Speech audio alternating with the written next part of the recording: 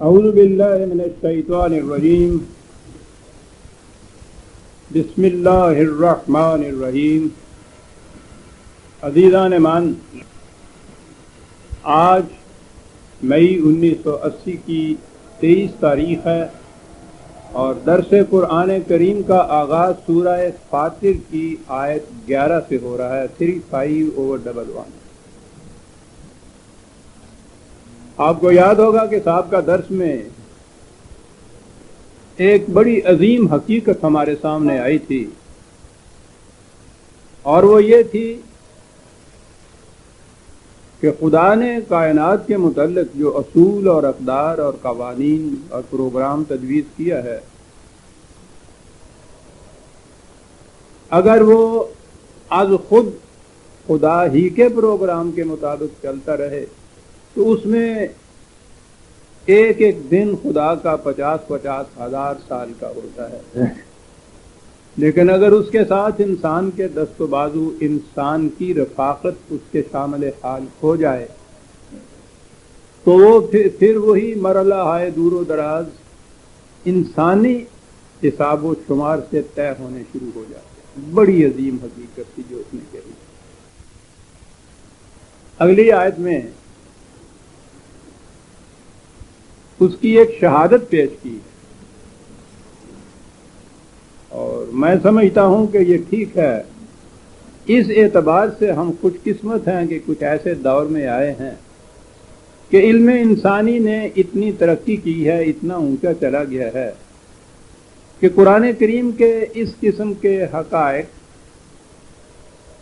نسبتاً ہم آسانی سے سمجھ سکتے ہیں۔ اس سے پہلے دور کے لوگوں کو یہ ایڈوانٹیج حاصل نہیں تھا، علم انسانی اس دور میں اس سطح پہ نہیں پہنچا ہوا تھا۔ یہ صحیح ہے کہ علم انسانی اگر وہاں نہیں تھا، انہوں نے نہیں سمجھا ہے تو ان کی غلطی نہیں ہے۔ غلطی ہماری یہ ہے کہ جو یہ کہہ دیتے ہیں کہ جو کچھ انہوں نے سمجھا ہے وہ حرف آخر ہے، اس میں ترمیم نہیں ہو سکتی، اصلاح نہیں ہو سکتی۔ عصر حاضر میں اگر مزید انکشافات ہمارے سامنے آئے ہیں تو ان کی روشنی میں ان میں تبدیلی نہیں ہو سکتی۔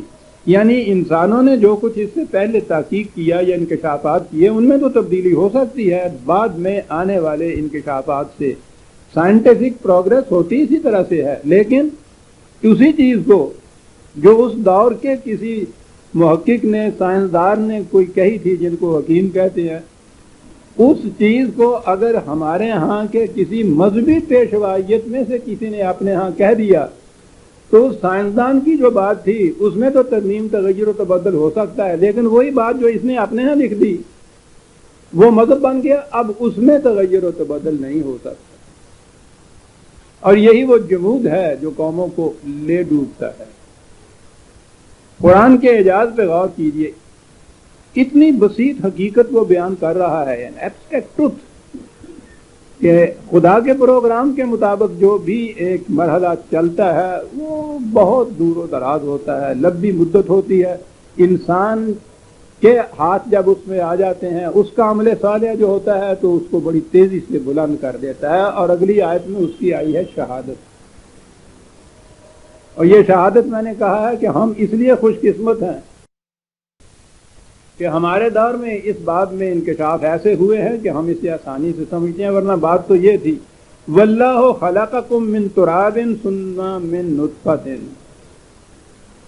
نظر بظاہر نہ تو اس آیت کا سابقہ آیت سے کوئی ربط نظر آتا ہے، نہ ہی یہ پتہ چلتا ہے کہ وہ جو حقیقت اس میں بیان کی گئی ہے اس حقیقت کے ساتھ اس کا تعلق کیا ہے۔ اور یہی وجہ ہے کہ ہمارے ہاں کا وہ طبقہ جو اسلاف کے کسی قول کو حرف آخر سمجھتے ہیں، ان کی سمجھ میں یہ بات بھی نہیں آتی کہ ان آیتوں میں ربط کیا ہے۔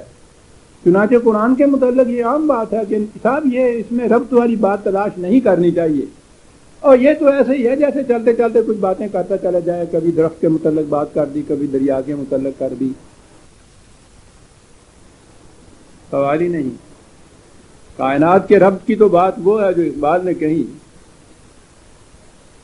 کہ لہو خورشید کا ٹپکے اگر ذرے کا دل چیرے۔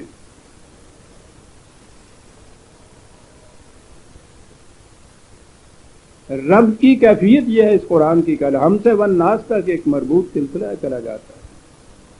واللہ خلقکم من تراب، اللہ نے عام ترجمہ کیا جائے گا اللہ نے تمہیں مٹی سے پیدا کیا، ثم من نطفۃ، پھر نطفے تک آ گئے.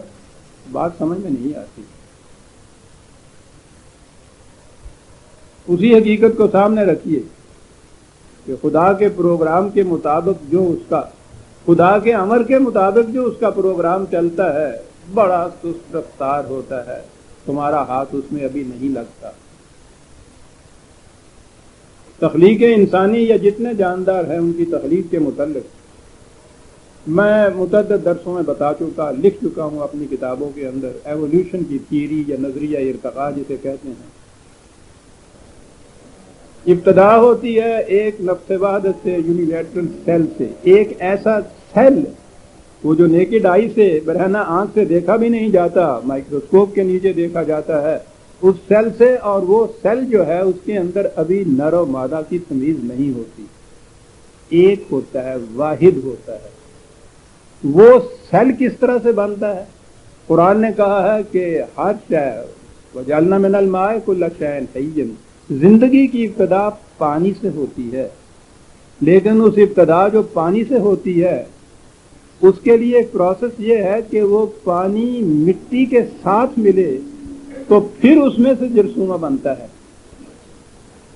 تو چنانچہ تحقیق یہ ہے کہ یہ جوہر یا یہ دریاؤں کے کنارے کے اوپر جوہر وغیرہ کے جو کائی وغیرہ جمتی ہے، مٹی اور پانی جو ملتا ہے تو اس میں سے خمیر اٹھتا ہے، تو اس خمیر کے اندر سے یہ پہلا جرثومہ پیدا ہوتا ہے. قرآن نے اسے طین لازب کہا کہ زندگی کے جرثومے کی ابتدا چپچپی مٹی سے ہوتی ہے. کہیے اس سے پہلے کون اس بات کو سمجھ سکتا ہے؟ کہیں اس نے خالی ترابی کہا ہے، اس نے پھر معاصات میں بنایا ہے. تو اب اگر یہ چیز جو ہے کہ خدا نے انسان کی تخلیق مٹی سے کی تو وہ تصور وہی ہو سکتا تھا. وہ آدم کا پتلا ایک مٹی سے بنایا گیا، اور کوئی بات ان کے سمجھ میں آ نہیں سکتی تھی. اور یہ بھی اس لیے آئی کہ تورات میں ایسا لکھا ہوا تھا. وہاں سے یہ چیز وہ آئی، وہ یہودی عیسائی اس چیز کو عام کر دیتے، انہوں نے بھی سن پایا. علمی تحقیق تو ہوئی نہیں تھی، اس لیے انہوں نے بھی یہی کہا کہ وہ ایک مٹی کا ایک تھومڑا سا تھوبا تھا، وہ جیسے چاک پہ کمہار مٹی کا، ویسے تو وہ تودا لفظ ہے لیکن تھوبا زیادہ لفظ بہتر ہے اس واسطے، وہ بگڑا ہوا تودا کا ہی ہے. وہ رکھتا ہے اسے اور پھر اس کو گردش دیتا ہے اور اس میں سے پیالہ اور سراہی اور قرات اور یہ چیزیں، واللہ یصورکم، جیسے وہ قرآن کہتا ہے کہ الگ الگ فارمز تمہیں دیتا چلا جاتا ہے. تو انہوں نے یہی سمجھا کہ تراب یا تین کے معنی یہی ہیں، گوئی ہوئی مٹی. اس کو رکھا اللہ میاں نے چاک سے اور اس کو بنایا، اور اس کے بعد وہ آدم کا ایک پتلا بنایا. اس سے زیادہ کیا سمجھ سکتا تھا؟ مہمے تھے، کس چیز سے کیا چیز بنا دی. بچپن کی بات یاد آ گئی. ساڈے باتاں پاؤندے ہوندے سن، سون لگی ہوندی، بات باواں بدونی باواں، سن پائیا حکیماں، لکڑیاں دا پانی کڈاں تے چک بناواں ٹیماں. دس کی ہویا؟ بوجھو، لکڑیاں دا پانی کڈاں چک بناواں ٹیماں. اس قسم کی وہ بات ہی سی ساڈے جڑی پیندی کہ وہ ایک مٹی کا توبہ لیا اور اس کو چاک پہ رکھا اور یوں کچھ خدا نے کیا اور اس میں سے آدم کا پتلا بن گیا. اس آدم کے پتلے میں سے پھر آگے مشکل پڑتی تھی کہ وہ زوج بنانی تھی، وہ زوج اس کی پسلی میں سے بنائی. میں نے کہا ہے کہ ہم جب یہ کہتے ہیں ان حضرات کے متعلق تو کوئی تنقیص ان کی نہیں ہوتی. اس میں اس دور کا علم ہی ایسا تھا. ہم اس دور میں ہوتے تو ہم بھی کچھ اسی قسم کی باتیں کریں. اعتراض کی بات یہ ہے کہ اس قول کو عرصے آخر سمجھ لیا گیا اور پھر قرآن کی طرف ہم پلٹے نہیں ہیں. تو اس نے یہ جو چیز ابتدا کی ہے، اب معلوم ہوا کہ وہ جو اولی نفس واحد بنا، پہلا وہ جرثومہ لائف سیل واحد، جس میں ابھی یہ میل اور فیمیل کی ڈسٹنکشن نہیں تھی، اس لیے واحد. آج اس سیل واحد جو ہے اس کو آج تماشا کرتے ہیں، لیبارٹری میں دیکھتے ہیں اس کو کہ وہ کیا کرتا ہے. تو بہرحال یہ تو دوسری بات تھی. وہاں سے یہ سلسلہ چلا اس لائف سیل سے، تراب سے، بلکہ پانی اور مٹی کے امتزاج سے، اور کسی شکل میں جب یہ آیا ہے اور وہ مرحلہ آیا ہے کہ جس میں پھر آگے پروکریشن جسے کہتے ہیں، جنسی اختلاط سے آگے پیدا ہونا، خواہ وہ حیوانات میں ہو خواہ وہ انسانوں کے اندر ہو، تو جنسی اختلاط سے پیدا ہونے تک یہ جو مراحل تھے وہ ابتدائی جرثومے سے لے کے اس تک لاکھوں کروڑوں پتہ نہیں، اور اب تو اربوں سال ہیں جو اس کے اندر لگے. یہ جو کاروان حیات جن منزلوں سے گزرا ہے، ایک ایک منزل میں لاکھوں برس صرف ہوئے ہیں، پھر اس میں ایک ذرا سا تغیر ہوا ہے اور اگلا مرحلہ اس کا شروع ہوا. ایک ایک دن خدا کا 50,000 سال کا، اس تین لازب سے شروع کر کے تمہاری تخلیق کہتا ہے، کیا بات ہے، اس تین لازب سے شروع کی. یہ مراحل جو تھے لاکھوں کروڑوں برس کے، یہ اس لیے تھے کہ اس کے ساتھ انسان کا ہاتھ ابھی نہیں لگا تھا. خدائی پروگرام کے مطابق یہ سلسلہ یوں کہ ہی از خود چل رہا تھا. از خود تو غلط ہے، خدائی پروگرام کے مطابق چل رہا تھا. انسان کا ہاتھ ابھی اس میں نہیں لگا تھا، اس لیے اس کی جو رفتار تھی اس میں تیزی نہیں پیدا ہوئی. یہ انسان کے ہاتھ سے تھا ہی مرحلہ دور، اس کی دسترس سے باہر تھا. بہرحال انسان کا ہاتھ نہیں لگا تو یہ مراحل کروڑوں برس میں طے ہوئے. اتنا لمبا عرصہ، وہی بات پہلے اس نے کہی نا. اور اس کے بعد کہتا ہے کہ ثم نطفۃ ثم جعلکم ازواجا، کہا اور اس کے بعد جب پھر اب تمہاری دنیا آئی تو اس میں نر اور مادہ، مؤنث اور مذکر، مرد اور عورت کے جنسی اختلاط سے آگے پھر تخلیق ہوئی.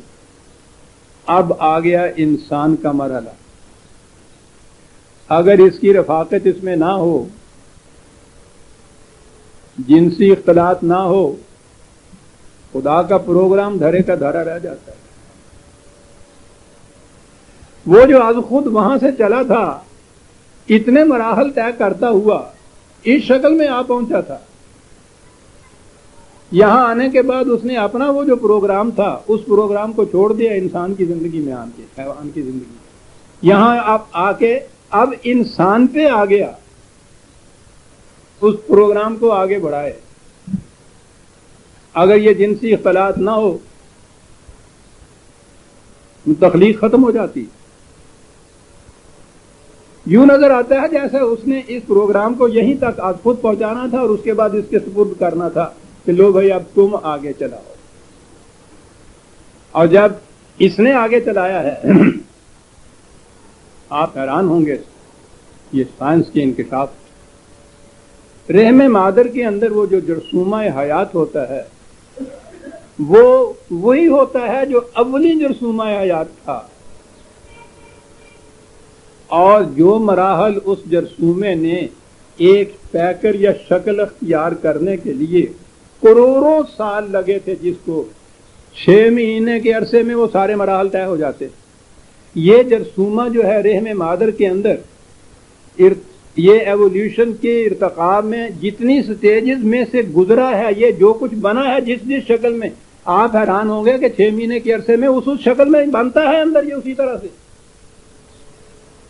یہ جرثومہ ان تمام مراحل میں سے گزرتا ہے جو اس سے پیشتر از خود گزر رہا تھا. وہ اس جرثومے کی اندر جتنی ڈیولپمنٹ ہوتی ہے اس کے اب تو بڑی آسان ان کے ہوئے ہو گیا تھا. وہ ان کے متعلق تصویریں جب لیتے ہیں اور ایولیوشن کی تھیوری کے اندر جب یہ دیکھتے ہیں کہ وہی جو پچھلی تخلیق کے جو مراحل میں سے گزری ہے زندگی، اس میں سے وہ جو لیتے ہیں وہ تصویریں، الگ بات ہے کہ وہ 50-50 100 فٹ کے ہوں اور یہ ملی میٹر کے لمبائی چوڑائی کا ہو، لیکن ہوتا یہ وہی ہے جو وہاں ہوتا.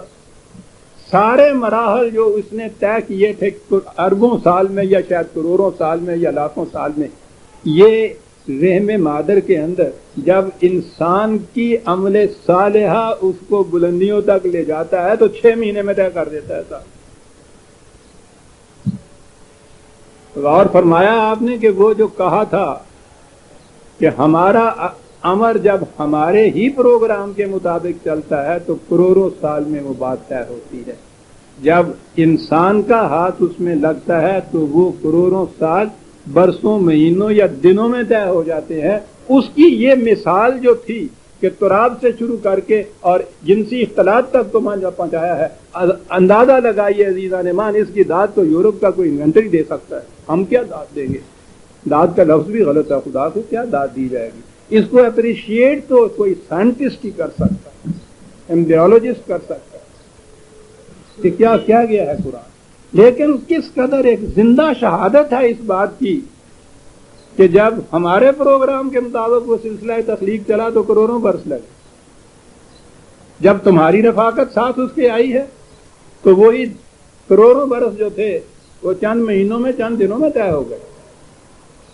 لیکن جیسا میں نے ابھی عرض کیا ہے کہ یہاں پہنچنے کے بعد خدا جیسے کہا جائے کہ دستکش ہو جاتا ہے.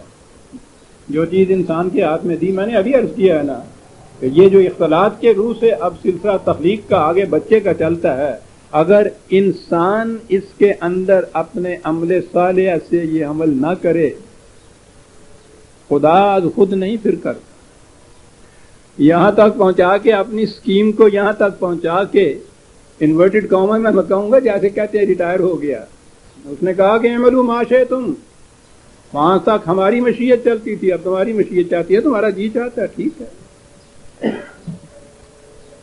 اب آگے چلو. یہ کہ یہ چیز اب ہوگی انسان کی رفاقت سے، اس کے لیے اتنی اہم مثال دی ہے. پہلے بھی بات آ چکی ہے اور بڑی اہم چیز ہے. بات تو ہو رہی تھی عیسائیوں کا عقیدہ کہ انہوں نے کہا حضرت عیسیٰ علیہ السلام ابن اللہ، خدا کے بیٹے ہیں. جواب یہ دیا جا رہا ہے خدا کی طرف سے کہ خدا کے بیٹا کیسے ہو، یعنی پہلے ہے بدیع السماوات والارض آیت میں کہ یہ ٹھیک ہے کائنات کو تو ہم پوری کی پوری کائنات کو عدم سے وجود میں لے آئے ہیں، لیکن انسانی بچے کی تخلیق کے لیے ہم نے جو یہ سپرد کر دی ہے بات انسانوں کے، اور انسان کا پروگرام جو ہے اس میں ہمارا قانون یہ ہے کہ یہ مرد اور عورت کے اختلاط سے آگے بات چلے گی. تو یہ قانون ہم نے بنایا. تو کہا یہ ہے اس نے جب کہا کہ یہ خدا کا بیٹا ہے، کہا کہ خدا کے ہاں بیٹا کیسے پیدا ہو سکتا ہے جب اس کے بیوی نہیں ہے. تو یعنی اب بیوی، مرد اور عورت، میاں اور بیوی، ان پہ منحصر ہو گئی یہ چیز. خدا بھی از خود نہیں یہ کرتا کہ اسی اختلاط کے بغیر کوئی وجود میں لے آئے بیٹا، جو کائنات کو وجود میں لے آیا ہے، عدم سے وجود میں لے آیا ہے. یہ ہے انسان کی رفاقت. مثال وہ دی ہے کہ جس کو 2 اور 2 4 کی طرح سائنس کی لیبارٹری کے اندر دیکھا جا سکتا ہے. عظیم حقیقت ہے کہ جس کا ثبوت پیش کیا گیا ہے سائنٹیفک شہادت کے ذریعے. ثم من نطفۃ ثم جعلکم ازواجا، وہ پھر جو دونوں جوڑے بنے ہیں. اور اس کے بعد وما تحمل من انثى ولا تضع الا بعلمہ، پھر اس کے بعد رحم مادر میں کن کن مرحلوں سے وہ گزرتا ہے جنین، کیا کیا تبدیلیاں ہوتی ہیں اس کے اندر، کیا کیا پھر اس کے بعد کس طرح سے وضع حمل ہوتا ہے، تولید ہوتی ہے.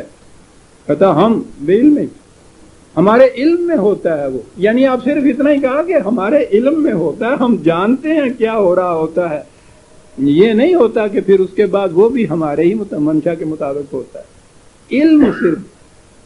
اور عجیب بات ہے جہاں جہاں بھی قرآن میں رحم مادر کے اندر جنین کی صورت آئی ہے، ہر جگہ علم کا لفظ آیا ہے قرآن کہ ہمارے علم میں ہوتا ہے. اور وہ جو ہمارے ہاں وہ مشہور ہے نا کہ وہ عام طور پہ جہالت نہیں کہ وہ 4 چیزیں ہیں ایسی جن کے متعلق انسان کچھ نہیں جان سکتا. وہ یہ ہے کہ وہ انسان نہیں جان سکتا کل کیا کرے گا، وہ نہیں جان سکتا وہ کس زمین پہ اس کی موت آئے گی، کب اس کی موت آئے گی. اس میں یہ بھی ہے کہ وہ نہیں جان سکتا کہ رحم مادر میں کیا ہے. یہ بالکل غلط ہے. وہ 2 چیزیں تو ہیں، ان کے متعلق تو انسان نہیں کہہ سکتا کچھ کہ فیوچر میں کیا چیز ہوگی، فیوچر نہیں یہ جانتا. یہ جو ہے رحم مادر کے بات، یہ کہیں خدا نے نہیں کہی کہ انسان نہیں جان سکتا. اس میں یہی کہا ہے کہ خدا کو اس کا علم ہوتا ہے صرف، اور اس کا علم تو ساری کائنات میں جو کچھ ہو رہا ہے اس کا علم خدا کو ہوتا ہے. تو اس کے معنی یہ تھوڑی ہے کہ خدا انسان کو اس کا علم نہیں ہوتا. اس نے تو خود انسان کو علم آدم الاسماء سے تو بات شروع کی ہے، اس نے علم تو اس نے خود دیا ہے. علمہ بالقلم اس نے خود کہا ہے، ہم نے تعلیم دی ہے. علمہ البیان اس نے کہا ہے، بولنا بھی سکھایا ہے، لکھنا بھی سکھایا ہے، تعلیم دی ہے، علم دیا ہے. تو یہ بات نہیں کہ جس چیز کا علم خدا کو ہے وہ علم انسان کو اس کا نہیں ہے. جس چیز کی نفی خدا نے کی ہے کہ انسان کو اس کا علم نہیں ہو سکتا، بس وہی حد ہے جس میں انسان کو اس کا علم نہیں ہو سکتا. باقی ساری کائنات کے متعلق خدا نے اس کو خود علم دیا ہے، ہو کیوں نہیں سکتا؟ بات ضمناً آ گئی تھی. اللہ بعلم ہی، اس میں اس کا علم ہوتا ہے. بات یہ کہی کہ ہمارا علم تو ہوتا ہے، عمل ہمارا نہیں ہوتا. اس میں عمل اب انسان کا ہی ہے. اب انسان کی دنیا کے اندر بات یہ ہو گئی کہ یہاں وہی نتائج مرتب کرنے کے لیے جو خدا اپنی کائنات میں یوں کر رہا ہے، اب انسانوں کی رفاقت کے لیے اس کے عمل صالح کی ضرورت پڑ گئی ہے. یہ اگر اس کا رفیق اس دنیا میں، اس زندگی میں نہیں بنتا تو پھر وہ نتائج مرتب نہیں ہو سکتے. مرتب اس کے وہ ہوں گے نتائج اس پروسیس سے، اسی طریق سے، وہ جو ایک ایک دن 50,000 ہزار سال کا ہے. یہی چیز ہمارے ہاں کی معاشرتی زندگی کے اندر بھی ہے. جتنی چیزیں اس کے خلاف، قانون کے خلاف یہ انسان کر رہا ہے اور نتیجہ اس بھگت رہا ہے، وہ اس کے کائناتی قانون کی روح سے یہ انسان کشاں کشاں جا رہا ہے اس منزل کی طرف جو اس نے اس کے لیے متعین کی تھی، منتخب کی تھی. میں کہوں متعین نہیں ہے لفظ قرآن کا، منتخب کی تھی اس کے لیے. جا رہا ہے انسان، لیکن رفتار اس کی وہی ہے. 1400 سال کے عرصے میں یوں ہی چند قدم چل سکا ہے یہ انسان اس کی طرف. وہ جو 1400 سال پہلے جب انسان کی رفاقت اس کے ساتھ آئی تھی تو چند دنوں کے اندر اس نے وہ سارے مراحل طے کر کے تمام نتائج برآمد کر دیے. تو جو میں نے کہا تھا کہ آپ 24 گھنٹے کے اندر گلاب کا پھول پیدا کر لیتے ہیں، انہوں نے تو 24 گھنٹے سے بھی کم عرصے میں پھول پیدا کر دیے. صحن کائنات بھر گیا تھا پھولوں سے جب ان کا ہاتھ لگا ہے محمد الرسول اللہ والذین معہ کا. بے علم ہی، اس کے علم میں ہوتا ہے. آگے اب علم انسان کی زندگی کا اگلا مرحلہ جو ہے وہ زندگی عمر یا موت کا مرحلہ ہے.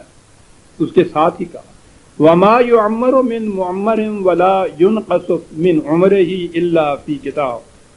اب یہ وہ آیت ہے کہ جس کے غلط مفہوم نے پھر اور ہمارے لیے مصیبتیں اور الجھنیں اور کشمکشیں پیدا کر دی. موت کا ایک دن مقرر، ضرب المثل ہے ہمارے ہر ایک کی زبان پہ یہ بات کہ وہ تو لکھی ہوئی ہے صاحب، ٹال ہی نہیں سکتی، اپنے وقت پہ آ کے رہے گی صاحب. موت کا ایک دن مقرر، ضرب المثل ہے ہمارے ہر ایک کی زبان پہ یہ بات کہ وہ تو لکھی ہوئی ہے صاحب، ٹال ہی نہیں سکتی، اپنے وقت پہ آ کے رہے گی صاحب.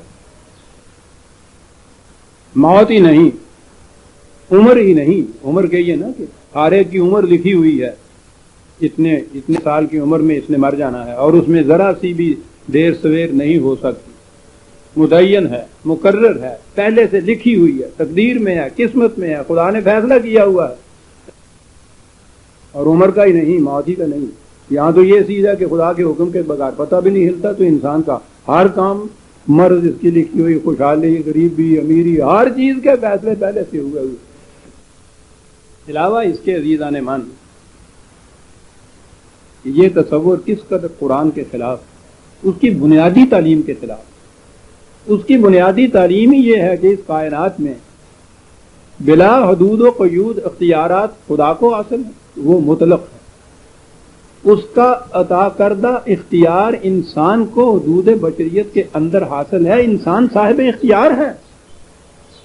یوں ہی آپ اس کی ہر بات کو پہلے سے مقدر لکھا ہوا قسمت لکھے کہہ دیں تو اختیار تو ختم ہو گیا اس کا، اس کے اختیار میں کچھ نہیں. یہی چیز اگر اس کی عمر پہلے سے لکھی ہوئی ہے، سوال ہی نہیں کہ اس میں ذرا سی بھی بڑھ جائے، ذرا سا کم ہو جائے، 2 سانس بھی زیادہ آ سکیں یا 2 سانس کم رہ جائیں۔ علاوہ اس کے جیسا میں نے عرض کیا ہے کہ قرآن کریم کی بنیادی حقیقت کے خلاف ہے یہ تصور۔ اس تصور کے ماتحت آپ دیکھیے کہ انسان کس طرح منافقت کے اوپر اتر آتا ہے۔ مریض بیمار ہے، مرض، ایک طرف ایمان یہ ہے کہ خدا کے حکم سے یہ مرض آیا، کتنے دن یہ رہے گا خدا نے پہلے سے مقرر کیا ہوا، آرام ہوگا یا نہیں ہوگا پہلے سے طے شدہ ہے، فلاں دن اس نے مر جانا ہے پہلے سے لکھا ہوا ہے، صبح کے وقت 101 ڈگری ہونا ہے، دوپہر کو 103 ہونا ہے، لکھا ہوا ہے، اور خدا کا لکھا مٹایا ہی نہیں جا سکتا۔ یہ ہوا نا ایمان۔ اور صبح جو اٹھ کے جو بھاگ دوڑ شروع ہوتی ہے کہ ڈاکٹر صاحب آپ فرمائیے 104 ہو رہا ہے، کیا کیا جائے؟ وہ کہتے ہیں برف کی پٹیاں لکھی جائے، سب کچھ پیرامیسٹول دی جائے، سب ڈاکٹر صاحب اس سے نہیں آرام ہوا، اس کے بعد کیا کیا جائے؟ اس کے بعد سر آپ کو یہ کیا جائے، بھاگتے ہیں دوڑتے ہیں کہ وہ 104 سے 101 آ جائے۔ ایمان یہ ہے کہ 104 خدا کے حکم سے آیا ہے، جو اٹل ہے اس کا حکم اٹل ہے، اور یہ اس کے خلاف چیلنج دے کے بھاگ دوڑ کر رہا ہے کہ دیکھتا ہوں کیسے اٹل ہے، لاتا ہوں کہ نہیں نیچے، کہ جی یہ تو نیچے آ گیا، کیسے ہوا؟ کہ یہ بھی خدا کے حکم سے ہوا، اس کے حکم سے نیچے ہونا تھا، تو یہ ڈاکٹر صاحب بیچ میں کہے کہ یہ کچھ ہو رہے تھے، اور آپ کیوں اس طرح تکنیکل ناچ رہے تھے؟ یہ ہونا ہی تھا۔ یہ تو آپ نے دیکھا ہے کہ یہ کبھی سوچا نہیں کسی نے اس سے کہ یہ کیا کیفیت ہے؟ نہ تو وہ ایمان ہے۔ اگر وہ ایمان ہے کہ یہ سب کچھ اس کے حکم سے پہلے سے لکھا ہوا ہو رہا ہے، تو ہم خاموشی سے بیٹھنا چاہیے، سوال ہی نہیں۔ اور اگر یہ نہیں ہے، آپ کی کوششوں سے کچھ ہونا ہے، تو پھر وہ کہنا چھوڑ دیجئے کہ یہ پہلے سے لکھا ہوا اس کے مطابق ہوگا۔ دونوں چیزیں کر رہا ہے یہ مسلمان، اس پہ بھی ایمان ہے۔ جب وہ ہو چکتا ہے نا، تو پھر جی اصل میں یہ تھا نا کہ ودی دا کوئی غم نہیں تو کڑھی دا کوئی دم نہیں، سیدھی جی گل اللہ نے لکھیا ہے، یہ میں ہے گا چیز سائی اینے سانجی ہو دے، ہونا یہی تھا۔ وہ جب ہو چکتا ہے اس کے بعد، اور یہ اس دوران میں یہ ساری صحیح و کاوش جتنی ہو رہی ہے، تو یہ تو پھر اس کے خلاف ایک چیلنج ہے نا، کہ دیکھتا ہوں کیسے امٹ ہے وہ۔ یہ اسے مٹانے کے لیے تو وہ تاز ہو رہی ہوتی، اور اس کے ساتھ یہ بھی کہا جا رہا ہے۔ آپ نے غور کیا ہے کہ قرآن میں جو اس نے کہا تھا کہ غور اور فکر کرو قرآن کے اندر، اس کو چھوڑ دینے کا نتیجہ کیا ہوتا ہے؟ نہ تو وہ ایمان باقی رہا، اور اگر وہ ساتھ ہے تو کچھ نہ کچھ تو اس میں ڈھل یقین ہو جائے گا نا کہ دوائی نے اثر جو نہیں کیا ہے تو خدا کی مرضی اس میں نہیں ہے۔ اب وہ اس تیقن کے ساتھ علاج کے پیچھے نہیں چلے گا کہ صحیح علاج سے ہی اس بخار کا کو آرام ہو سکتا ہے، وہاں تک چلتی ہے۔ وہ نسخہ لکھتے وقت بھی پہلے تو ہمارے پرانے زمانے کے طبیب ہی کرتے تھے، اب ماڈرن بھی ہو گئے ہیں نا، وہ اسلامائزیشن ہو رہا ہے نا ہمارے یہاں سارا۔ ڈاکٹر بھی نسخہ کے اوپر ہوگا شافی لکھنا شروع کر دیا انہوں نے کہ شفا تو اس نے دینی ہے، اسی صرف فیس ہی لینی ہے۔ ملاحظہ فرماؤ یہ کیا ہے، کیوں فریب نفس میں مبتلا ہے؟ کہو دھڑلنے سے پورے یقین کے مطابق کہ شفا اس کے بتائے ہوئے قوانین کے مطابق ہوگی، اور وہ قانون ڈاکٹر جانتا ہے۔ کمی کہیں ہے تو ڈاکٹر کے علم میں کمی ہے، اس کے مطابق ہونا ہے۔ ہمارا کام یہ ہے یہ معلوم کریں کہ اس کا قانون اس معاملے میں کیا ہے، اور وہ کبھی قانون کے خلاف نہیں کرے گا۔ اس کا یقین ہے، ہم کتنا بڑا یقین ہے یہ۔ یہاں آ گیا آدمی ایک یقین کے اوپر، یہاں منافقت نہیں رہی، لیکن دونوں چیزیں ساتھ چلتی ہیں۔ اس لیے کہ یہ جو ہے نا کہ صاحب خدا کے حکم کے سب کچھ ہوتا ہے، اس سے انسان دیندار یا اللہ والا بن جاتا ہے اس منافقت سے۔ اور وہ جو ساتھ کر رہا ہوتا ہے، ساری تدبیر ہے، کہتا ہے کہ جی ہوتا تو خدا کے حکم سے ہی ہے، لیکن تدبیر کرنا فرض بھی تو ہے نا، یعنی اسی خدا نے یہ بھی کہہ دیا کہ اسی تے آؤں کیتا ہوا ہے گا کہ تو آیا کردا رہی نچدا رہو، فرض ہے، تدبیر بھی فرض ہے۔ ایک سوچ کے سوئچ آف کر دینے سے قوم کہاں پہنچ جاتی، نہ اس یقین پہ رہی کہ وہی سب کچھ کرتا ہے کہ چلو بیٹھ جاؤ غاروں میں، نہ اس یقین کے اوپر رہی کہ یہ ہوتا ہمارے اختیار، ہمارے ہاتھوں ہمارا نقصان ہوتا ہے، اس کے قانون کی روح سے۔ قانون یہ ہے کہ سینکیا اتنا پھانک لو موت ہو جائے گی، یہ ہے خدا کا، اس کو حکم نہیں کہو، قانون کہو یہ، اور یہ ہے میرے اختیار کی بات کہ اتنا سینکیا پھانکوں یا نہ پھانکوں۔ پھانک لوں گا تو پھر اس کا وہ جو قانون ہے اس کو کوئی نہیں ڈالتا۔ بات چلی ہے اس آیت میں انسان کی عمر کے متعلق، ترجمہ کیا جاتا ہے کہ کسی کی عمر نہ بڑھ سکتی ہے نہ گھٹ سکتی ہے مگر فی کتاب، ترجمہ یہ ہے اللہ کی کتاب میں یہ لکھا ہوا ہے۔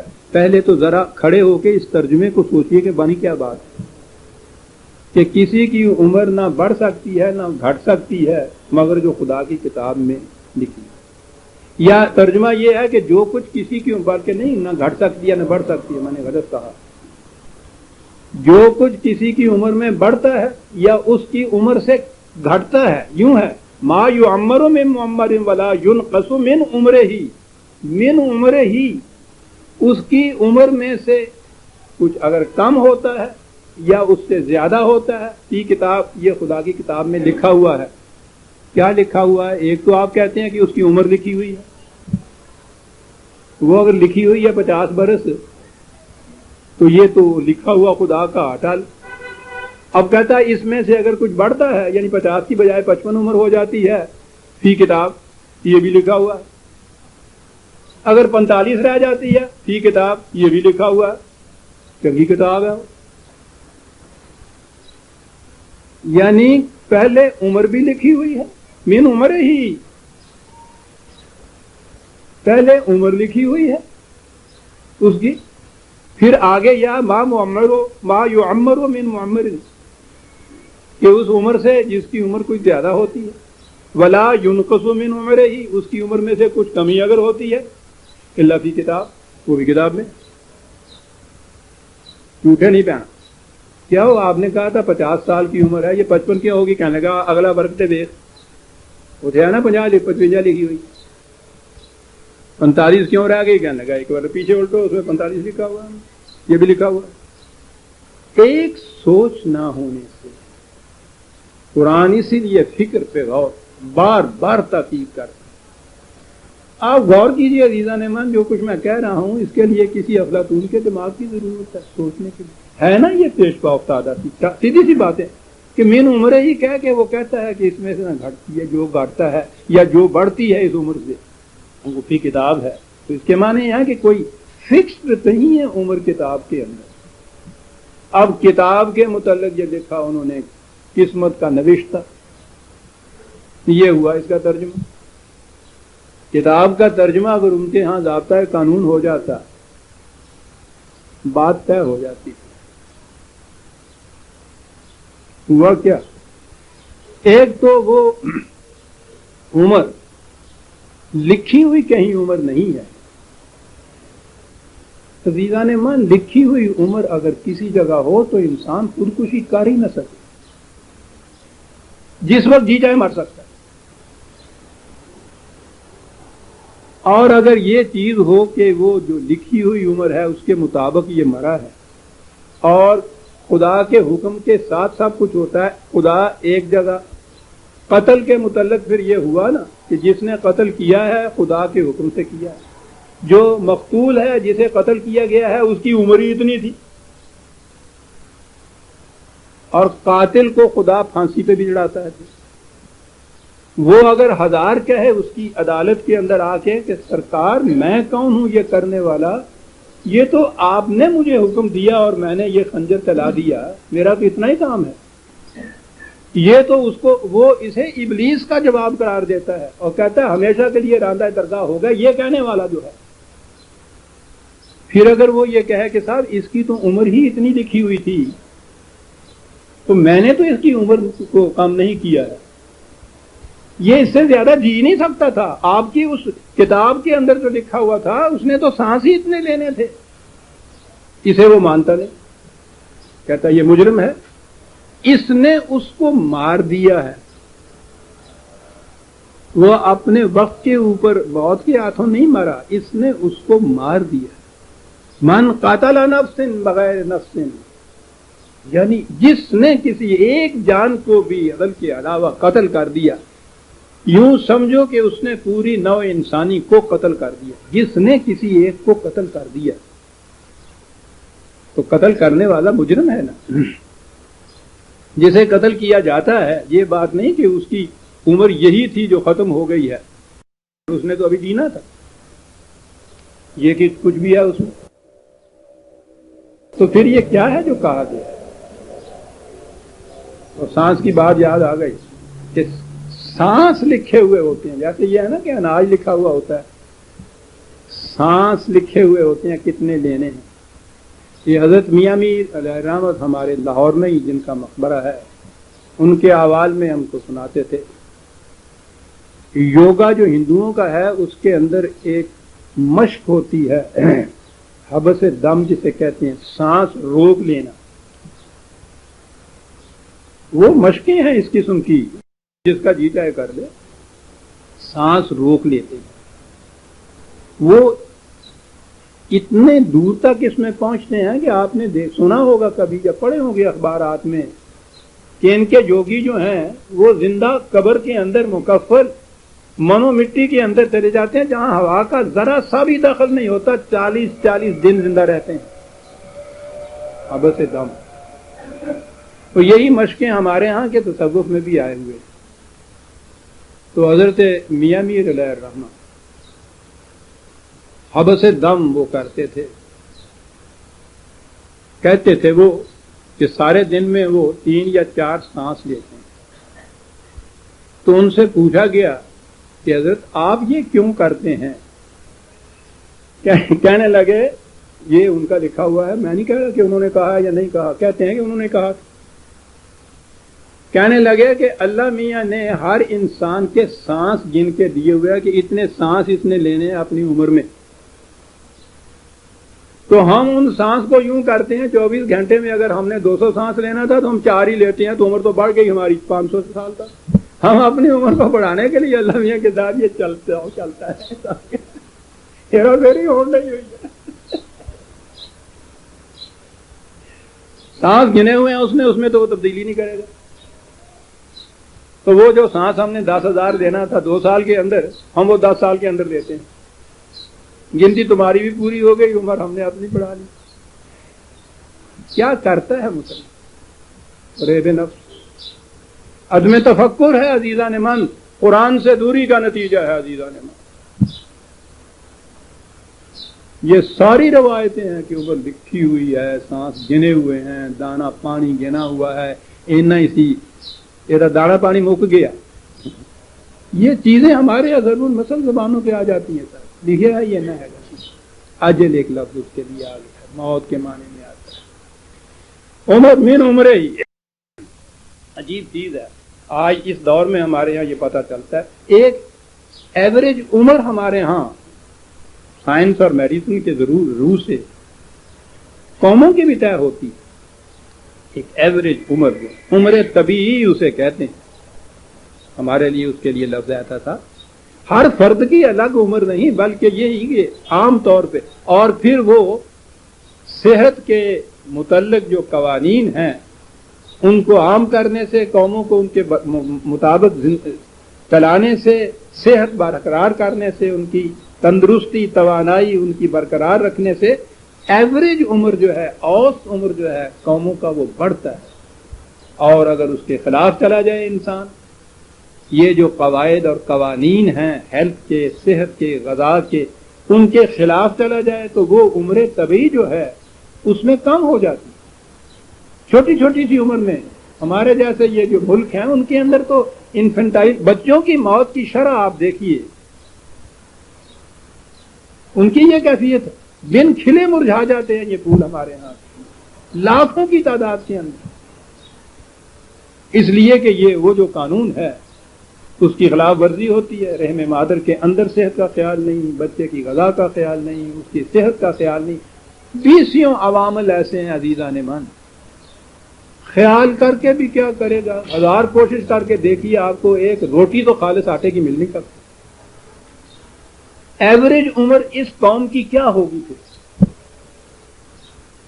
تو جو طبعی عمر، ایوریج ایج جس کو کہتے ہیں قوموں کی، وہ اتنی آگے چلی گئی.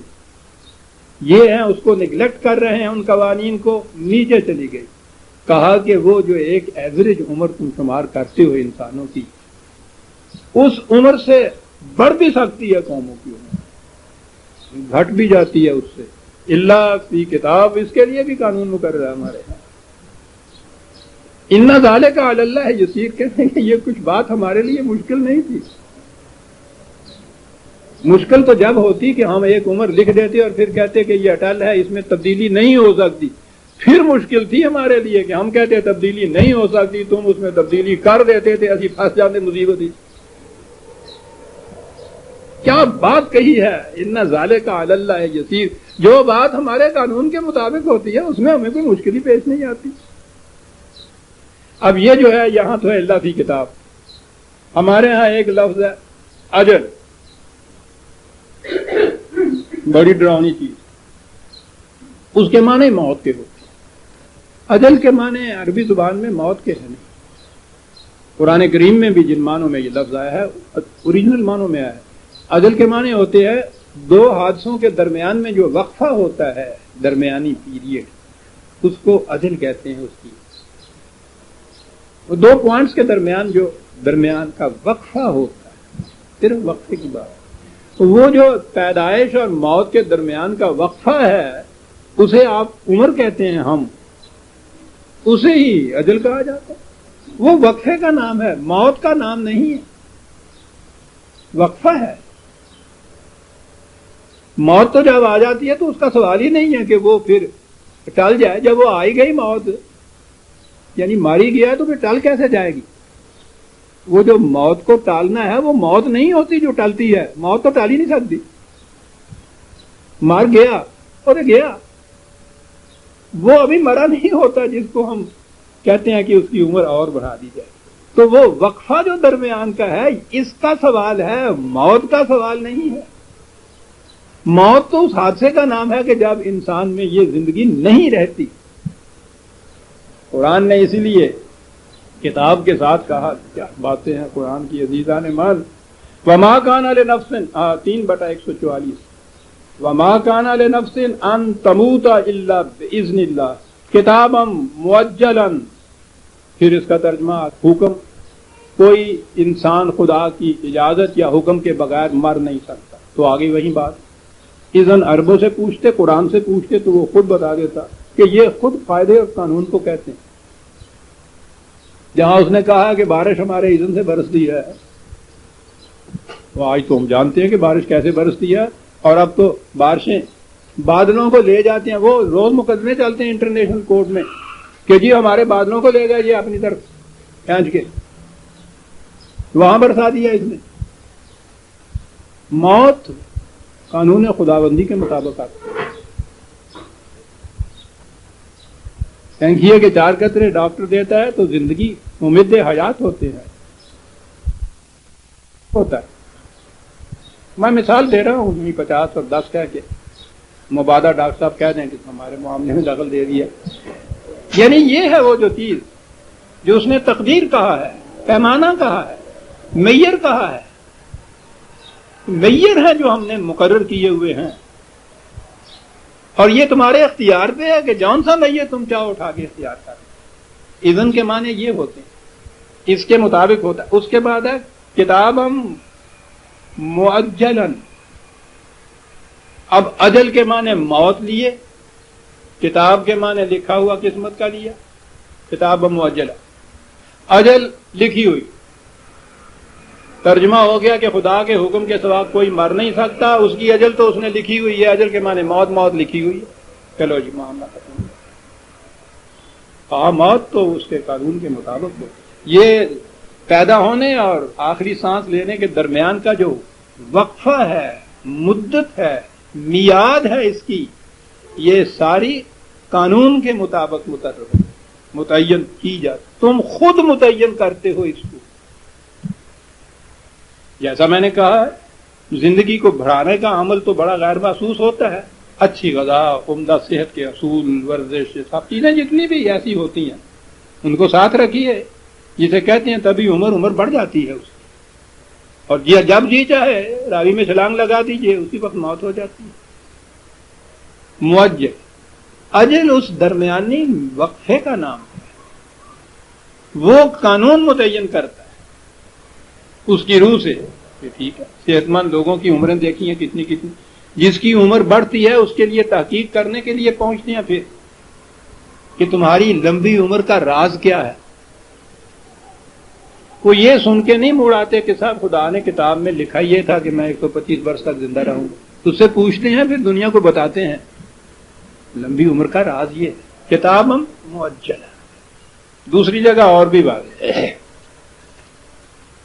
ہر میعاد عمل اور اس کے نتیجے کے برآمد ہونے کا درمیانی وقفہ، بیج بونے اور کھیتی پکنے کا درمیانی وقفہ، یہ ساری اجل کہلاتی. اور اس کے لیے اس نے یہ کہا ہے 13/38 لکل اجل کتاب. کیا بات، لکل اجل کتاب. عمل اور اس کے نتیجے کے مرتب ہونے کے درمیان کا جو وقفہ ہے اس کے لیے قانون مقرر ہے. یہ ہے چیز.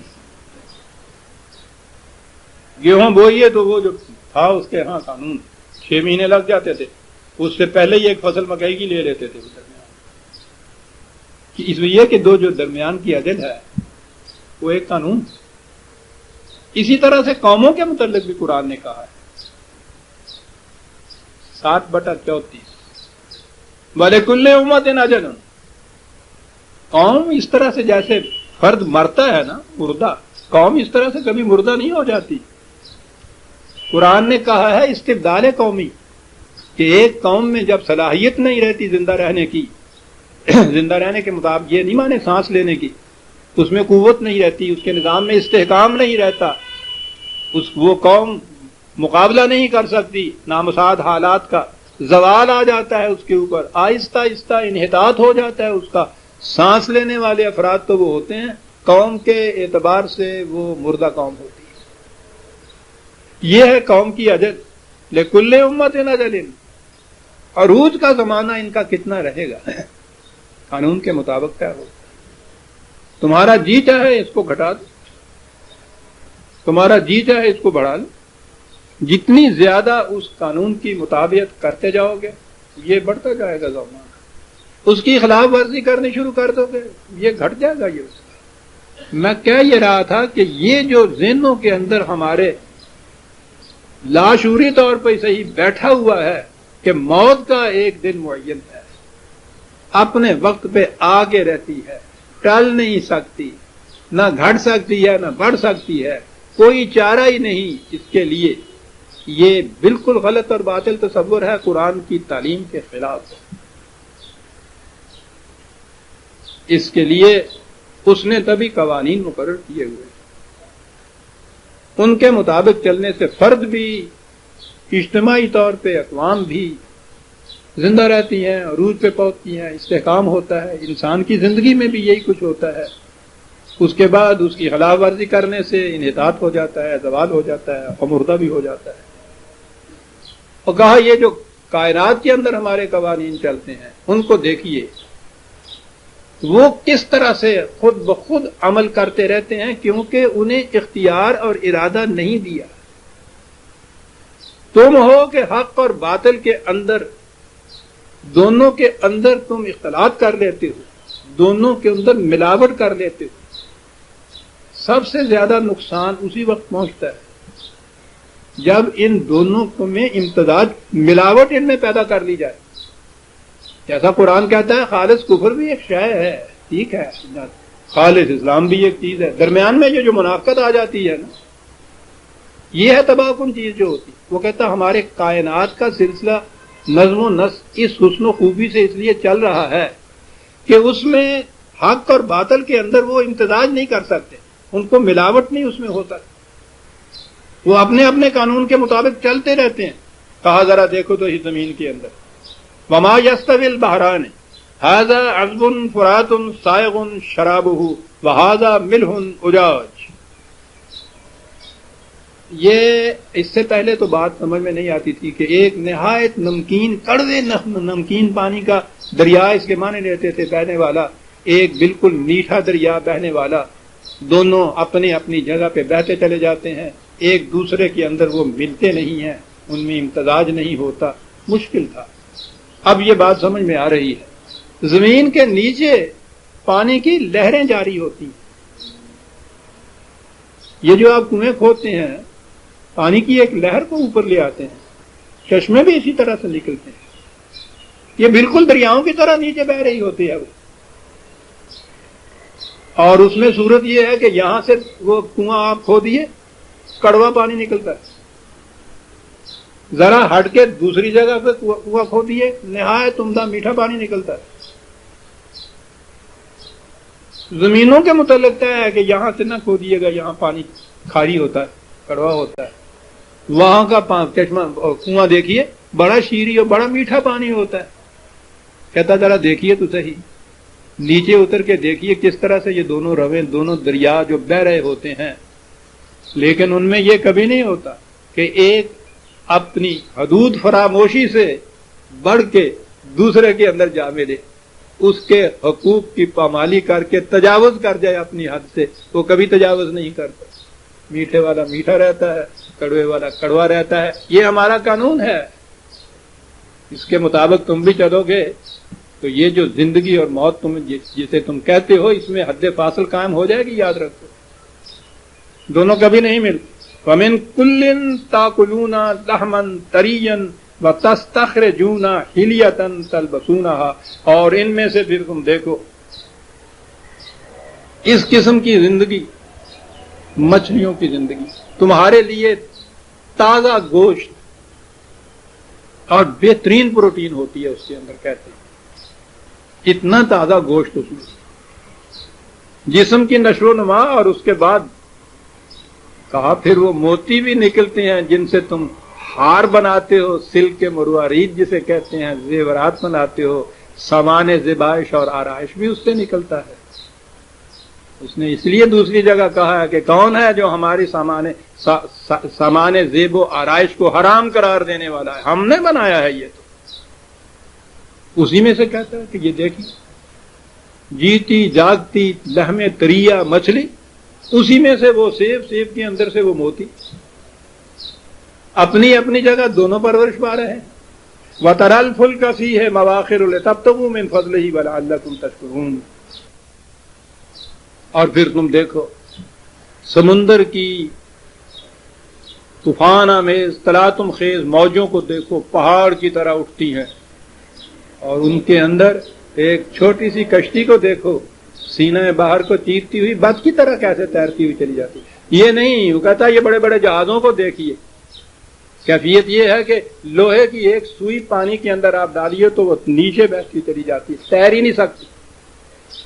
لاکھوں یا ہزاروں ٹن وزن کا لوہے کا جہاز، اتنا ہی وزن اس کے اندر لدا ہوا، تیرتا ہوا چلا جاتا ہے۔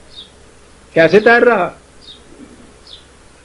ایک قانون ہے کہ اتنے وزن کا جو پانی الگ کرتے ہیں اس میں وہ چیز تیرتی ہے، اسی لیے ان جہازوں کے اوپر ایک لائن لگی ہوئی ہوتی ہے کہ اتنا اس کے اندر لا دیے کہ پانی اس لائن سے نیچے رہے، اگر اور زیادہ اس میں لگ گیا، جو روز کشتیاں ہماری ڈوبتی ہیں، قانون کی خلاف ورزی ہوئی۔ وہ کہا سوئی ڈوبتی ہے، قانون کے مطابق نہیں تم تیراتے، جہاز تیرتا ہے ہمارے قانون کے مطابق تیرتا ہے، ڈوبتا ہے جب تم اس کی خلاف ورزی کرتے ہو۔ دیکھتے ہو آپ عمر کی مدت، اس کے لیے قانون کی کیا کیا مثالیں دیتا چلا جاتا ہے۔ ہمارے قانون کے مطابق چلنے سے وَيُولِجُ اللَّيْلَ فِي النَّهَارِ وَيُولِجُ النَّهَارَ فِي اللَّيْلِ وَسَخَّرَ الشَّمْسَ وَالْقَمَرَ كُلٌّ يَجْرِي لِأَجَلٍ مُّسَمًّى اور پھر دیکھو تو اتنے اتنے عظیم کرے سورج، دن اور رات کو دیکھیے کس طرح سے متعین اوقات کے مطابق سورج چڑھتا ہے، غروب ہوتا ہے، موسموں کی تبدیلی ہوتی ہے، ہر ایک اپنی اپنی جو اجر مسمى اس نے کہا ہے کہ ان کے لیے یہ وقفے ہم نے مقرر کیے ہوئے، اس کے مطابق چلتے ہیں۔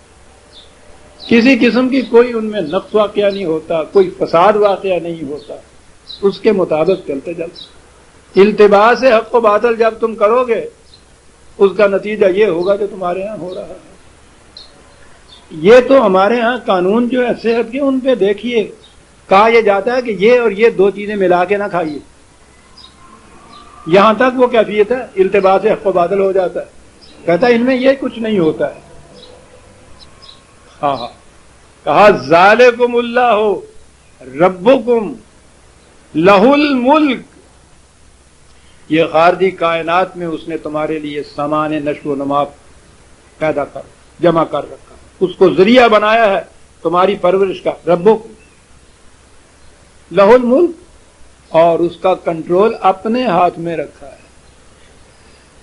تمہارے ہاتھ میں رکھتے تو تم جس طرح سے ایک فرد اپنے آپ خودکشی کرتا ہے، غلط معاشرہ قوم کی قوم کو تباہ کر دیتا ہے، تمہارے ہاتھ میں کہیں یہ اگر ہو جاتا کہ زمین صالح بھی ہو، بیج بھی اچھا ہو، سب کچھ اس کے اندر تم اپنی محنت سے کرو، اور کسی کے ہاتھ میں یہ ہوتا کہ وہ گیہوں کے بجائے جاؤ گے، مصیبت میں آ جاتے تو وہ کنٹرول ہم نے اپنے ہاتھ میں رکھا۔ اس لیے رکھا ہے کہ وہ کیا بات ہے کہ اقتدار کی بات نہیں ہے، اقتدار کس مقصد کے لیے ہے؟ ربکم، وہ اقتدار ہم تمہیں فاقے مارنے کے لیے استعمال نہیں کرتے۔ ایک اقتدار ہی وہ ہوتا ہے کہ وہ جتنے بھی مقہور ہوتے ہیں ان کے خون کی رنگینی سے اپنے محلات کی نشو و نما کرتا ہے، چوستا ہے خون ان کا۔ ایک یہ بھی ملک ہوتا ہے، اختیار ہوتا ہے، ایک یہ بھی اقتدار ہوتا ہے ربکم، دوسروں کی نشو و نما کے لیے خود بھوکا رہتا ہے اور فاقے اختیار کرتا ہے۔ اور میں کہتا ہوں شاید یہی تھی جو خدا نے یہ کہا ہے کہ یاد رکھو ہم تمہارے رزق کے محتاج نہیں ہیں، ہم کھاتے بھی نہیں ہیں، پیتے بھی نہیں ہیں، ہم تمہاری نشو و نما کرتے ہیں۔ میں سمجھتا ہوں کہ چھوٹے پیمانے پہ اس نے بات ہی یہ کہی کہ صاحب اختیار جو دوسروں کی نشو و نما کے لیے اٹھتا ہے وہ سب سے پہلے اپنے آپ پہ یہ کنٹرول کرتا ہے کہ مجھے سب سے بعد میں ملے، سب سے پہلے یہ کھائے۔ ربکم لہ الملک، عزیزان من قرآن کے ایک ایک لفظ پہ غور کیا۔ تاریخ انسانیت نے یہی بتایا کہ جس کے ہاتھ میں بھی اقتدار آیا ہے اس نے دوسروں کو بھوکا مار دیا۔ ایک لہ الملک، ہمارا اقتدار کرو، ربکم، تمہاری ربوبیت کے لیے یہ سارا کائنات کا قانون چل رہا ہے۔ اور وہی اگنے کے بعد، وہ فصل تیار ہونے کے بعد، وہاں تک تو ہمارا قانون چل رہا ہوتا ہے۔ وہاں گندم از گندم پہ روئے، جو سے جو، ایک ایک دانے سے 700 دانے ہم دے دیتے ہیں تمہیں، بوریاں بھر جاتی ہیں، کوٹیاں بھر جاتی ہیں۔ یہ جب آئی بات تو وہی پھر وہی بات کہ یہاں سے ہم دستکش ہو جاتے ہیں، اب تمہاری دنیا شروع ہوتی ہے، اور سارا فساد یہی ہوتا ہے کہ جس کے قابو میں جتنا رزق آ جاتا ہے بس وہ اس لوٹ کے سامان کو اپنے لیے محتاج کرتا ہے، باقیوں کو بھوکا مار دیتا ہے۔ یہ ہے تمہارا نظام، وہ ہے ہمارا نظام۔ اس نظام میں تو وہ کفر اور اسلام میں بھی تمیز نہیں کرتا۔ محمد دین کے کھیت سے بھی اسی طرح سے گیہوں اگتا ہے جیسا کہ چرن سنگھ کے کھیت سے اگتا ہے،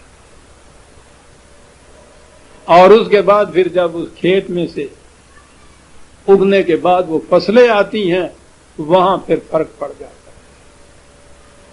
وہ جو صاحب اقتدار ہوتا ہے وہ اس کو ذاتی ملکیت سمجھ لیتا ہے، وہ جو خدا کی طرف سے عائد کردہ ربوبیت کا ذمہ دار ہوتا ہے وہ اس کو امانت سمجھتا ہے، دوسروں کو پہلے دیتا ہے، آج میں حصے میں کچھ آ جائے تو لیتا ہے ورنہ فاقس ہو جاتا ہے۔ ربکم لہ الملک، یہ ہے ہمارے ہاں کا۔ والذین تدعون من دونہ ما یملکون من قطمیر، خدا کے علاوہ اگر کسی سے تم کہو، یاد رکھو ذرہ بھر اختیار نہیں کوئی رکھتا اس چیز کے اوپر ہمارے کائنات کے قانون کو بدلنے کے لیے۔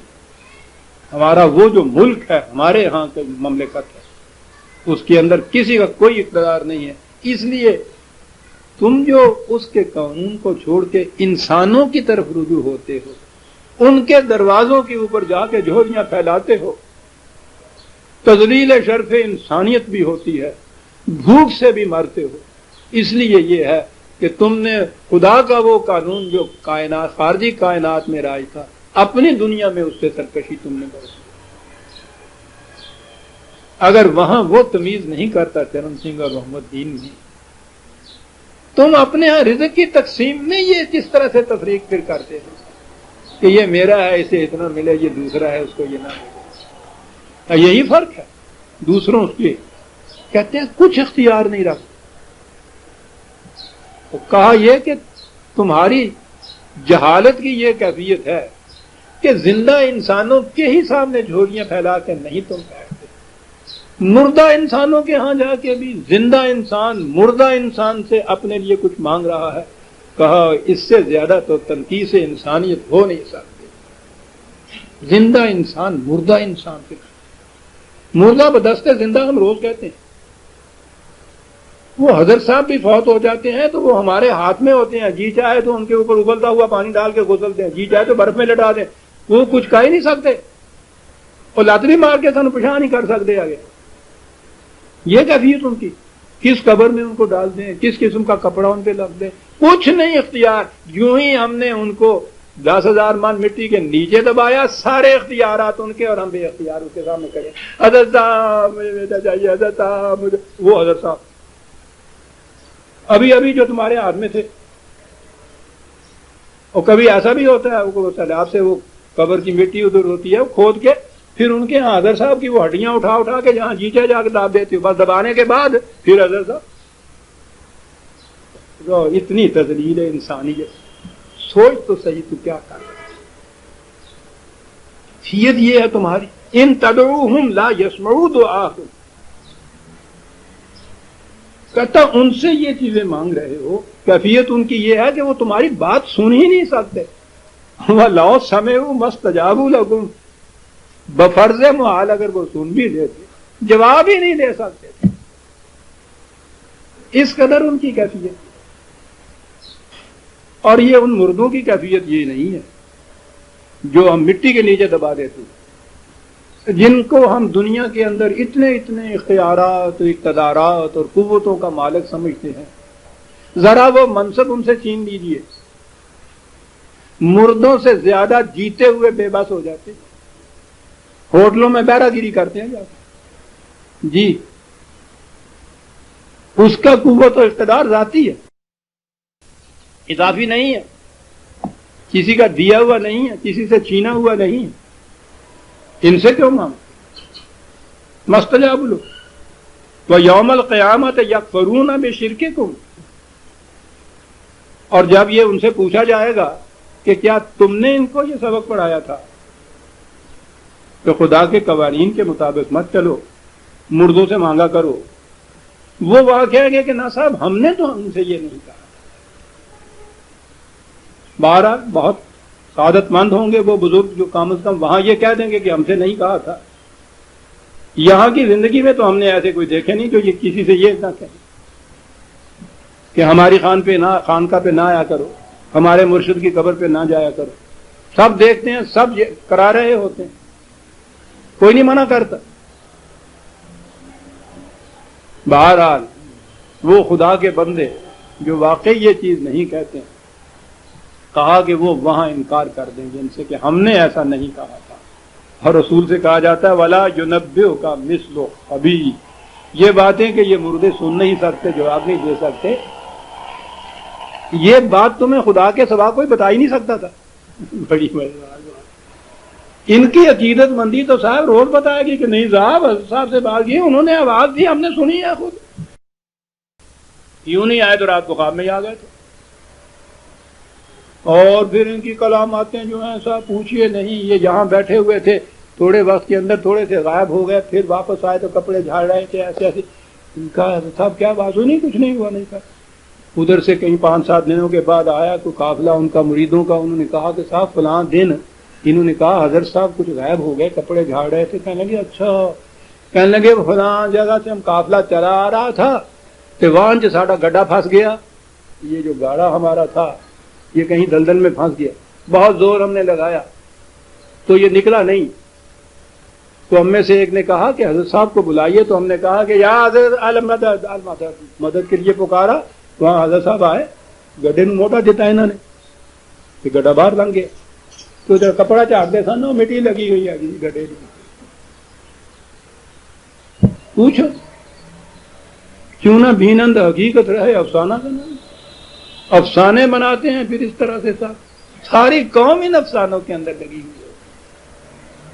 اور جتنا ان افسانوں میں پختہ کر دیا جائے قوم کو، اتنا ان کا کاروبار چمکتا ہے. ساتھ ان کے آسمانوں پہ جا کے دیکھیے، ان کی قبروں کے اوپر سونے اور چاندی کے دروازے لگتے ہیں. غریب کو جھونپڑی نہیں ملتی جس میں اپنے بچوں کو.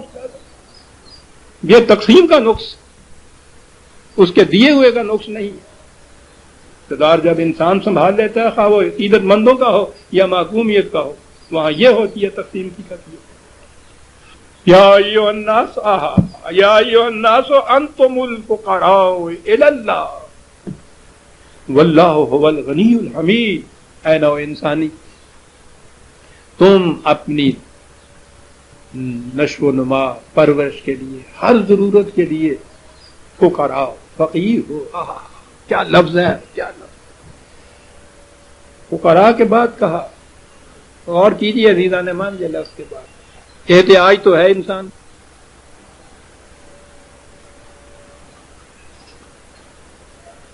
دنیا میں ایک دوسرے کے تعاون کی ضرورت ہے. احتیاج تو ہر ایک کو ہے. ٹھیک ہے، فرحان ہے، وہ بیمار ہوتا ہے، اس کو احتیاج ہے ڈاکٹر کی مدد کی، لیکن اس کو اپنی دکان کا کباڑ بنانا ہوتا ہے تو اس کو احتیاج ہوتی ہے. اس طرح یہ تعاون کہلاتا ہے. لیکن اگر تعاون نہیں بلکہ اپنی احتیاج کے لیے کسی دوسرے انسان کے سامنے جھولی پھیلاتا ہے اور وہ سمجھتا ہے کہ مجھے اس کی کیا پرواہ پڑی ہے، یہ ہے حقیقت میں وہ جو ملک اس کو اختیار حاصل ہے اس کا ناجائز فائدہ اٹھا رہا ہے. کہا کہ یہ جو کیفیت ہے نا، کہ سامان نشو و نما کے لیے جو خدا نے تمہیں دیا ہے، انتم الفقراء الی اللہ، تمہاری یہ محتاجی کسی انسان کے سامنے نہیں ہے، ہمارے سامنے ہے. اور ہم دیتے ہیں تو پھر کسی کو ذلیل نہیں کرتے. فقراء، فقیر، فقر. ہمارے ہاں تو پھر یہ فقیر، پھر فقر و فاقہ، یہ سب کچھ ہے. یہاں نشو و نما کے لیے عربوں کے ہاں عام پانی کی تو کمی ہوتی تھی، نخلستان میں بھی. یہ جو ہم درخت یا پیڑ اگاتے ہیں تو ان کے نیچے تھوڑا سا ہی صحیح ایک گڑا سا گول سا تھال کہتے ہیں اس کو، پانی کے لیے، معلوم نہیں اور زبان میں کیا کہتے ہوں گے. وہ ہے نا، ہر درخت کے نیچے ذرا سا کھود دیتے ہیں، اس میں پانی بھر جاتا ہے تو وہ زیادہ وقت کے لیے رہتا ہے، وہ زیادہ وقت کے لیے نیچے چلا جاتا ہے. ورنہ پانی تو آتا ہے اور بہہ کے آگے چلا جاتا ہے. تو جن درختوں کو زیادہ سیرابی کی ضرورت ہوتی ہے نا، ان کے گرد گرد اتنا سا تھالا سا بنا دیتی ہیں، گڑا سا بنا دیتی ہیں. اس کو کہتے ہیں فقر، کہ بہتے ہوئے پانی کے لیے تو تھوڑا سا حاصل ہوتا ہے اور اس میں پوری نشو و نما نہیں ہوتی. اتنا سا اس درخت کے لیے کہ جو زیادہ وقت کے لیے بھی اس کی نشو و نما پاتی. باقی جگہ اگر نہ بھی بارش ہو یا پانی نہ ہو تو اس کے تھالے میں وہ پانی رہے بد وقت ضرورت ہے. کیا ہم دیتے ہیں تو اس طرح دیتے ہیں کہ بہتی ہوئی ندیاں بھی دیتے ہیں اور اس کے بعد تمہارے ہاں تھالے جو ہیں ان میں بھی پانی بھر دیتے ہیں. لیکن اس کے لیے الی اللہ، نظام خداوندی جو ہے اس کے تابع یہ کرو. اپنے لیے تم بند باندھ کے نہ پانی روک لو دوسروں کو.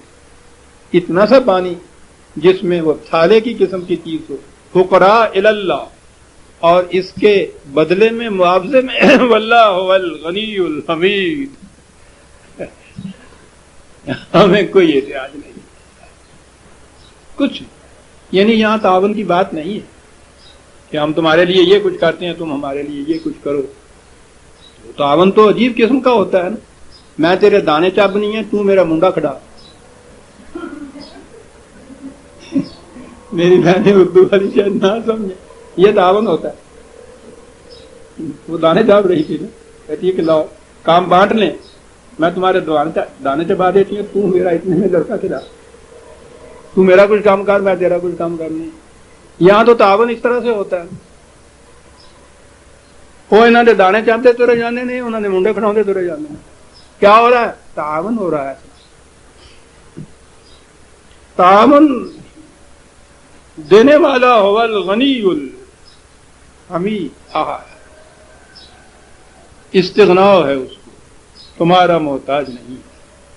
اور اس کو تو اس کی بھی ضرورت نہیں ہے کہ دیا ہے تو اس کی تم تعریف کرو. اس کی ذات ایسی ہے کہ حمد و ستائشوں کا پیکر ہے، مرکز ہے. محتاج نہیں، تمہاری ستائش کا بھی محتاج نہیں. جیوندا رہو، تیرے بچے جیوندے رہیں، تیرا وہ اس کی بھی ضرورت نہیں ہے. سوال نہیں. غنی الحمید. اقتدار اور قوت چاہتے ہو؟ انسانیت، نوع انسانی، ہیومینٹی ہزاروں لاکھوں کروڑوں سال سے اب تو یہ کہتے ہیں چلی آئی، چلی آ رہی ہے، تسلسل کے ساتھ چلی آ رہی. اس کے خلاف اتنے عناصر کام کر رہے ہیں اس خارجی کائنات میں. کسی ڈاکٹر سے پوچھئے تو پانی کا گلاس آپ کو پینے نہ دے. اگر وہ مائکروسکوپ ہوتی ہے وہ یوں لگا دے تو گلاس بھرا ہوا کیڑوں کا آپ کو نظر آئے. ایک سانس میں جتنے آپ جرثومے ہلاکت انگیز لے جاتے ہیں اندر، کیفیت اس کے باوجود نوع انسانی ہے کہ وہ کارواں در کارواں چلے آ رہی ہے. اس طرح سے کہا یہ ہماری ربوبیت ہے کہ اس کے باوجود تم اس طرح چلے آ رہے ہو. یہ نہ سمجھ لو کہ تم بڑے فنے خاں بنے ہوئے ہو، اپنے زور بازو کے اوپر یہ کر رہے ہو. یہ ہمارا انتظام تھا اس کا. ورنہ ان یشاء یذھبکم ویات بخلق جدید.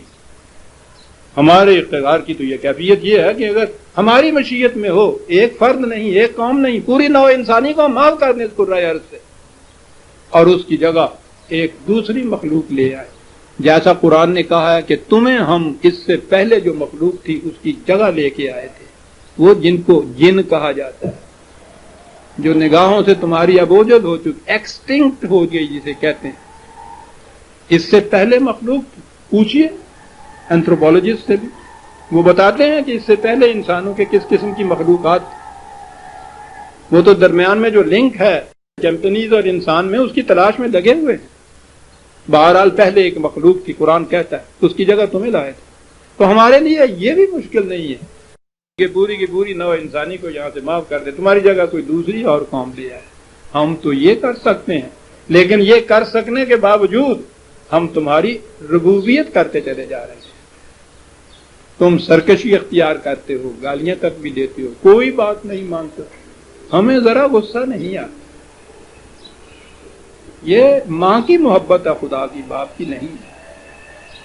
بچے کو کوستی بھی چلے جاتی ہے، بعضوں کا تھپڑ بھی لگاتے چلی جاتی ہے، اور پھر دودھ کا سرچشمہ بھی اس کے منہ میں دیتی چلی جاتی ہے. پینا کہ نہیں پینا؟ اس کی ڈانٹ بھی اس قسم کی ہے. کہتا ہے کہ ہم یہ نہیں کرتے تمہارے خلاف. وما ذلک علی اللہ بعزیز. پھر یہ بات، اور یہ کوئی مشکل بات نہیں ہے ہمارے لیے، بڑی آسانی سے یہ کچھ ہم کر سکتے ہیں. باقی رہا یہ یاد رکھو، قانون ہمارا جو ہے دوسرے کو دینے کا، جسے آپ اقتدار کہتے ہیں کسی کا، قانون یہ ہے، یاد رکھو، انسانیت کا. وَلَا تَزِرُ وَازِرَةٌ وِزْرَ أُخْرَىٰ. ہمارے قانون کی روح سے اگر چلتے ہو تو پھر یہ ہے، کوئی بوجھ اٹھانے والا کسی دوسرے کا بوجھ نہیں اٹھائے گا. اپنا اپنا بوجھ اپنا اٹھانا پڑے گا. اور یہاں سارا نظام باطل جو انسانوں کا ہے وہ یہ کہ خود یہ کوئی بوجھ نہ اٹھائیں، سارا بوجھ دوسرے کے اوپر لاتے. چیخ رہا ہے، وہ چلا رہا ہے، لاتے چلے جا رہے ہیں دوسرے پہ لا. یا پوچھا جائے کہ یہ تو چیخ رہا ہے، چلا رہا ہے، اوکھا جو ہے پنجابی کا لفظ لیکن عجیب محاورہ ہے. جو پوچھا ہے نا کہ صاحب یہ تو دیکھیے نا چیخ رہا ہے کہ بابا خدا کے لیے بس کرو مرا میں کچھ کام کرو میرے دل میں جو کچھ لگا رہے ہو میں تو نہیں اتنا بوجھ سا آ سکتا. وہ کہنے کہ وہ کچھ نہیں ہے نا گال نہیں سنی تھی. اونٹ اڑیندا ہی لدیندا ہوں. اونٹ کی کیفیت یہ ہے کہ لاتے جاؤ وہ اڑاندہ جو کہتے ہیں نا دعائی مچائی ہوتی ہے. کبھی اونٹ کو دیکھیے جب اس پہ بوجھ لاتے ہیں وہ دعائی پائی ہوئی ہوتی ہے انہیں, لیکن وہ اونٹ والا کچھ نہیں سنتا اس کی دعائی کو کیونکہ وہ کہتا ہو میری عادت یہ ہے تو بوجھ لدو اڑاؤں ہی ہوں کہ نہیں تو کچھ ہے. آہستہ آہستہ یہ لادنے والے بھی سمجھ جاتے ہیں کہ انہوں کی عادت یہ ہے جناب, انہوں نے نہیں سنی دی. لا تزر وازرۃ وزر اخرى, ہمارے قانون مکافات میں یہ صورت کوئی کسی کا بوجھ نہیں اٹھائے گا, یاد رکھو. وَإِن تَدْعُ مُثْقَلَةٌ إِلَىٰ حِمْلِهَا لَا يُحْمَلْ مِنْهُ شَيْءٌ وَلَا كَانَ ذَا قُرْبَىٰ. ہمارے ہاں ہمارے قانون مکافات عمل میں خود بوجھ اٹھانے والا کتنا ہی چاہے کہ کوئی دوسرا اس کا بوجھ, اس کی ذمہ داریاں جو عائد کی گئی ہیں وہ اس کے ذمہ لگا دے, خود نہ, یہ نہیں کر سکے گا ہمارے نظام کے اندر, بالکل نہیں کر سکے گا. خواہ کتنا ہی قریبی کیوں نہ ہو وہ بھی دوسرے کا بوجھ نہیں اٹھا سکے. صحت جو اپنی خراب کرتا ہے اسی کی صحت خراب ہوتی ہے. دوسرا اس کے لیے ہمدردی کے الفاظ کہہ سکتا ہے, کوئی دوائی وغیرہ کر سکتا ہے.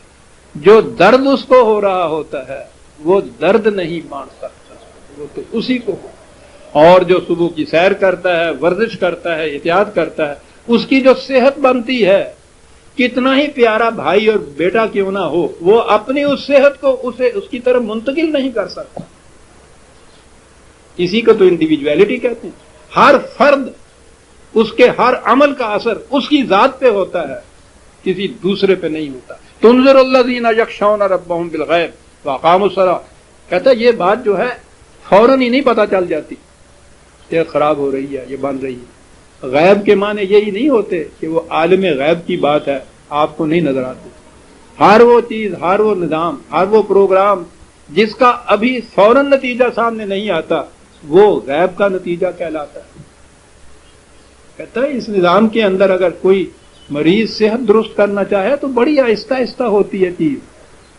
کھیتی کرنا چاہو تو آج بیج بوتے ہو 6 مہینے کے بعد وہ اب عالم غیب میں ہے, وہ جو کہا گیا تھا کہ 700 بالیں اس میں سے اگلیں گی, 6 مہینے کے بعد وہ عالم شہادت ہو جاتا ہے, سامنے آ جاتی ہے وہ چیز. میں اقام الصلاۃ کو یہاں چھوڑ رہا ہوں کہ صلاۃ کے متعلق متعدد بار اس درس میں آ چکا ہے, آتا بھی جائے گا. بات اگلی ہے ومن تزکا فإنما یتزکا لنفسہ, جو اپنی ذات کی نشو و نما چاہتا ہے وہ جو کچھ کرے گا اس کی اپنی ذات کی نشو و نما ہوگی. یہ جو بوجھ تم کہتے ہو کہ دوسرا اٹھا لے گا, نہیں اٹھا سکے گا. کتنی پوری فوج تیار کر دو, صبح پی ٹی کرنے والی, اچھا کھانے والی, بالکل تن و من توانا, اور اگر چاہو کہ وہ اپنی صحت کو تمہاری طرف منتقل کر دے, خواہ تم کمانڈر ان چیف کیوں بھی نہ ہو, نہیں ہو سکے گا. من تزکا فإنما یتزکا لنفسہ, جو بھی نشو و نما اپنی کرتا ہے وہ اپنی ہی ذات کے لیے کرتا ہے. یاد رکھو تم اس کی چیزیں چھین سکتے ہو. یہ بڑا فرق ہے عزیزان من, بات کہیں دور چلی جائے گی. میری چیز اور میں, میرا جو کچھ ہے اسے تو کوئی سب دوسرا چھین سکتا ہے, میں کو نہیں چھین سکتا. اور جس دن آپ نے میں کو دے دیا دوسرے کو, اس دن آپ انسان نہیں رہے, حیوان کے درجے پہ پہنچ گئے. پانی پانی کر گئی مجھ کو قلندر کی یہ بات, جب جھکا تو غیر کے آگے نہ من تیرا نہ تن, دونوں چیزیں ختم ہو جاتی, منتقل نہیں کی جا سکتی. اس سے کہہ رہا ہے کہ ٹھیک ہے ان کا تم چھین رہے ہو, جو کچھ چھین رہے ہو ٹھیک ہے, جسم تمہارا خیر موٹا ہو جائے گا اس سے, لیکن جو نفس ہے, انسانی ذات ہے, جو میں ہے, تشخص ہے, انسانیت ہے, وہ جو انسانیت کا حسن ہے, نشو و نما ہے, وہ تم اگر یہ اپنی نشو و نما کرتے ہیں تو اس میں سے وہ تم چھین نہیں سکتے. وہ تو تمہیں خود ہی کرنی پڑے گی، یاد رکھو۔